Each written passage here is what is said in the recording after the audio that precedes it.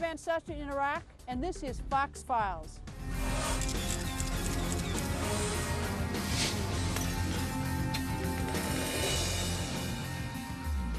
God loves the people in those refugee camps as much as he loves me. For Franklin Graham and his team at Samaritan's Purse, it's another day of work in Boone, North Carolina, trying to figure out ways to help the world's most desperate people. Hey, Kenny, what's the latest on Sudan? They help those far away and all across America. Whether it's cutting up a tree, whether it's mudding out a house, whether it's looking for their personal belongings, if it's the mountains of West Virginia, or if it's San Diego, California, the response is the same. We work in 110 countries. We already have an infrastructure of contacts that we can draw from. I cannot help the people that are in the grave, but I can help their families, and I can help their loved ones.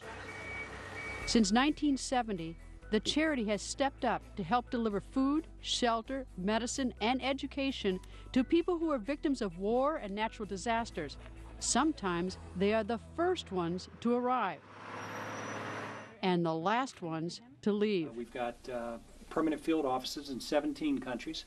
Ken Isaacs has worked alongside Reverend Graham for 25 years and has earned the nickname Can Do Ken. So the scope of the organization and the work that we do is truly global. They have helped survivors in places which include the Philippines, South Sudan, and China. For full disclosure, this reporter supports Samaritan's Purse Greta Home Academy for Boys and Girls in Haiti. This is the room that manages our DARTs, our disaster assistance response teams that we will send out when things happen, such as the Philippines. We'll help you rebuild. What we're doing to help the refugees in the area around Syria is we're working with local partners that we know and have supported for decades. I would like to be in Syria, but it is too dangerous. It is a crazy, violent war. The refugee problem is the largest in the world. The misery in numbers from Syria's 3-year-old civil war is staggering. More than 130,000 have been killed.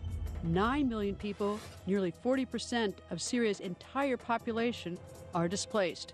Evidence of systemic torture on an industrial scale by Syrian President Assad's regime is now being compared to Nazi death camps in World War II. Journalist Robin Wright is a joint fellow at the U.S. Institute of Peace. She's the author of 8 books, including the acclaimed Rock the Kasbah. The biggest overspill from Syria is on Iraq. The border between the two countries is in some ways beginning to disappear. Syria has begun to dwarf Afghanistan in terms of the repercussions of the unleashing of extremism. And it's very hard to figure out who are the good guys today. Al-Qaeda-affiliated terrorists are also pouring into both Syria and Iraq. It's a civil war within a civil war within a civil war. As leaders sparred and failed in recent peace talks, Bashar al-Assad will not be part of that transition government. Syria state television spewed hate. The UN and other organizations, including Samaritan's Purse, stepped forward. It doesn't matter the color of their skin, the religion. We provide help to people because God made all of us. We give the help and the aid long before we tell them who we are.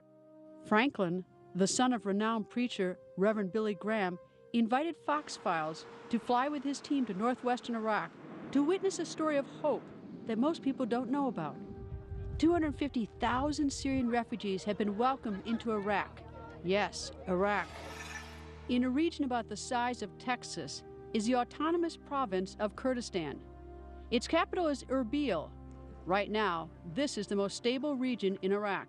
The oil business is there. The people from all over the world are doing business. President Masoud Barzani, who used to be a refugee himself, has opened his borders and done his own deal with Turkey for an oil pipeline. Samaritan's Purse has been in the region since 2007. Barzani is a kind of a larger-than-life figure.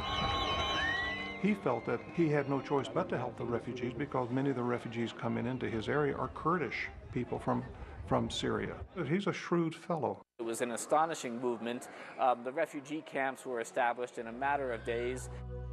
This photo from August 2013 says it all. It's a mass exodus.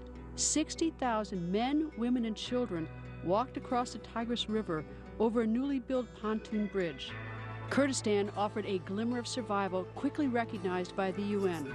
Peter Kessler has worked with the UN's High Commissioner for Refugees for 22 years. The Kurdistan authorities in the Kurdistan region of Iraq have been extremely supportive from the region's President Barzani on down. Kurdish charities have been extremely supportive, and we've had smaller charities arrive to offer assistance like Samaritan's Purse. And Kurdistan is also dealing with 14,000 Iraqis fleeing the vicious sectarian violence flaring only 200 miles away in Al Anbar province. To see how President Barzani is dealing with this massive Syrian refugee problem, Fox Files went to Camp Kawargask.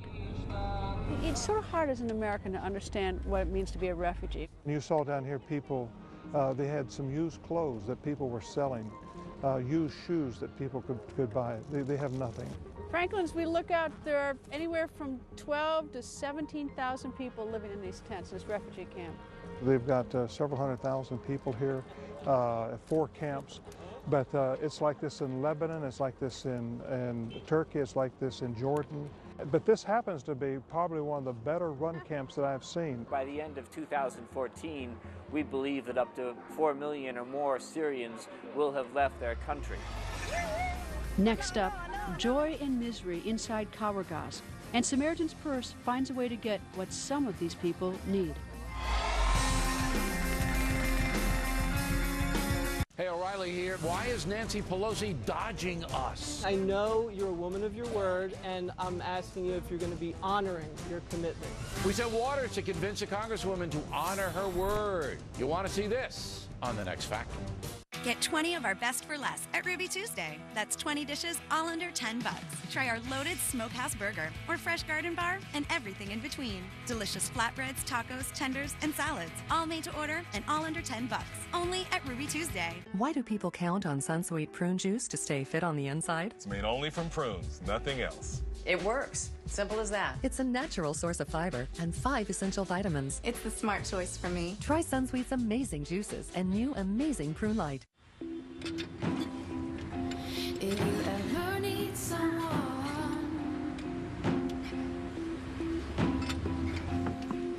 to hold you, I will be there. Told you could do it. I want her to be safe, so I taught her what I could and got her a Subaru. Piece of cake. Love. It's what makes a Subaru a Subaru. We all think about life insurance, but when we start worrying about tomorrow, we miss out on the things that matter today.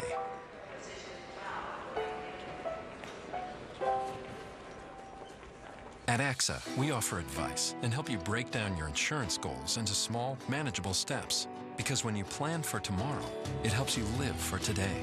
Can we help you take a small step? For advice, retirement, and life insurance, connect with AXA. Legs up. Legs up. Legs up, legs up, legs up. Verizon has free tablets and free phones. Good job. Get here any way you can. Free tablets, free phones on the best network. Only at Verizon. Get tablets like the Verizon Ellipsis 7 free. And when you trade in your old smartphone, you can get the Samsung Galaxy S4 free. Or the Droid Max by Motorola free. Plus, get a data plan with unlimited talk and text for as low as $45. This week only. Getting free tablets and phones on the best network? That's powerful. Verizon.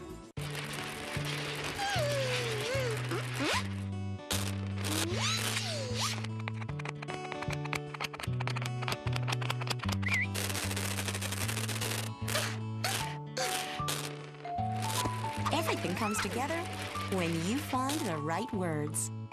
The Massage Envy Spa gift card. Good for massages, facials, and a stress-free Valentine's Day. Now that's a gift for the body. From the heart. National security under threat inside a shocking new move by the administration. Napolitano has details and why the move may not even be legal on the Kelly File. Then a new way to get high, how some kids are sneaking a quick hit. What every parent needs to know on Hannity. I'm Greta Van Susteren in Iraq, and behind me is a valley of refugees, up to 17,000 people who are stateless and homeless. But there is hope here because people are helping them. It poured rain last night, snowed where we were up in the mountains earlier today. On this day, it was near freezing, and the people we met with Reverend Franklin Graham in the Kawargosk refugee camp had little or nothing. They need the heat, but they need clothes for children. As you saw, there were kids with those little sandals with no socks, barefoot. Some kids were just like in a t-shirt. Inside one tent, I sat down with a 90-year-old woman who was sharing a heater with multiple families. How long do they get to keep the heater? We were told, what, a couple hours a day? Yeah. We're providing 2,000 heaters. We'll get them here in the next couple of days. If you take somebody who has been cold and wet and now they're sick, if you're not able to provide that heater, they can be dead a few weeks later. My father's 95, and if I had to take care of him on the floor of a tent, I don't know how you do that. Beside open trenches, kids flashed smiles and ran around as children do. National Geographic handed out cameras for them to take pictures. We were clearly of interest. And there was singing. Older faces showed grave stress with the uncertainty of living day to day. You have to get the UN credit, too. They've done a good job. No, the UN, Greta, does they will do a good job in situations like this. What happens with the UN, it just takes them a while to do it, that's all. It just takes them forever. But it's a bureaucracy. It takes time. But once they get moving, they can do a good job. Back in North Carolina, the highly oiled machine of Samaritan's Purse is always gearing up to deliver. But none of us go there with the thought of coming back and explaining why we couldn't do something when we got there. So we're always looking for results. We're results-oriented, and I think that's an important thing in emergency response. We came to help the guy in the ditch, and we're always focused on that, and I think that sets us a little distant from the bureaucracy, from the challenges. The next day after our visit at the camp, we left Erbil and traveled 3 hours in a wild ride to an area that was once a valley of death. This is Shoresh. This is the area where Saddam Hussein separated widows and orphans, and from the mountains beyond, he would shoot down and terrorize them. Nazim Karim's story is a familiar one. They have taken his family, his parents, to the camp which is called Nur Salman, and after that they told him that they are buried under the ground, and he didn't see them again. Never saw his parents Never again?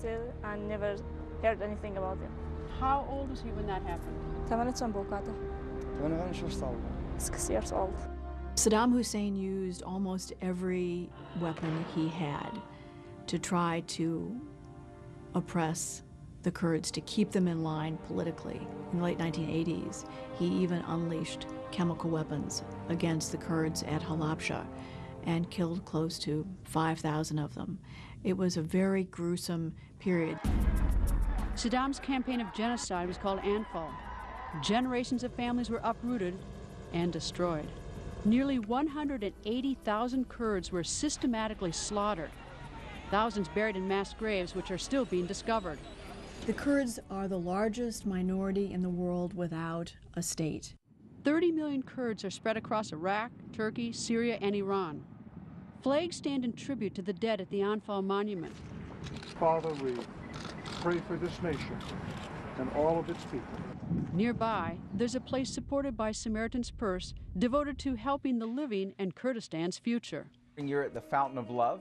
We have a community center here that we run a medical clinic 6 days a week. We've partnered with the Ministry of Health, where we have Kurdish doctors and dentists that provide free health care to our community. Sarah and Matthew Nowry have lived here for almost 3 years with their son Ezra. In this culture, it's very important to build a relationship with people. There is a lot of obstacles that we're up against being Westerners, living in the heart of the Middle East here in Kurdistan. In a bright, shiny building, English, computer skills, and sewing classes are taught by teachers who have earned respect from the locals. There is also a popular athletic field and greenhouse. This is our computer class. We keep the classes separate, girls and boys, because that's what they're the most comfortable with. And the attendance is good? It's been very good. We actually have a waiting list. This is our women's sewing and livelihood class. So women are learning how to sew, and the idea is that they learn basic cutting patterns, simple dresses that then eventually they'll be able to sell on the local market. Back at Kawargosk, Generations of children and adults face years of living as refugees.